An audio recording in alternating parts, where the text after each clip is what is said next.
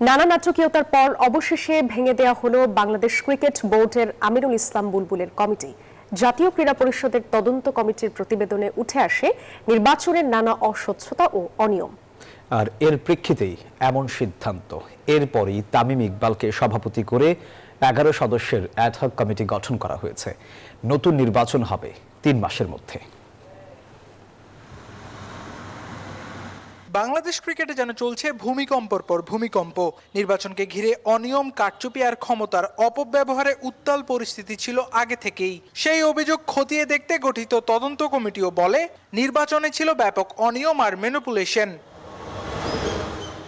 আর সেই কমিটির তদন্ত প্রতিবেদনের পরেই ভেঙে দেয়া হলো আমিনুল ইসলাম বুলবুলের নেতৃত্বাধীন বাংলাদেশ ক্রিকেট বোর্ডের বর্তমান কমিটি।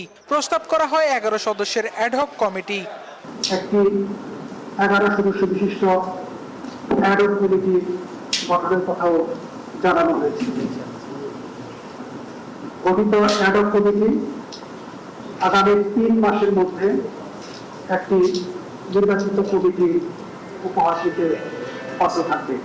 তবে সবচেয়ে বড় চমক হিসেবে 3 মাসের জন্য গঠিত নতুন অ্যাডহক কমিটির নেতৃত্বে আনা হয়েছে দেশের ক্রিকেটের এক নির্ভরতার নাম তামিম ইকবালকে। মাঠে যিনি লড়েছেন দেশের জন্য, এবার তাকে লড়তে হবে বিসিবি বস হিসেবে, দেশের ক্রিকেটারদের অভিভাবক হিসেবে।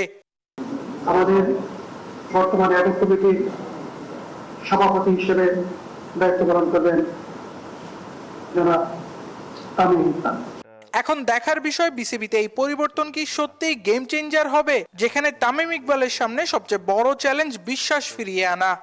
যে জিনিসটা হলো যে আমি সবসময় বলি ট্যাকটিক্যালি ভেরি স্ট্রং। আবরার আল দাইয়ান, নিউজ 24, ঢাকা।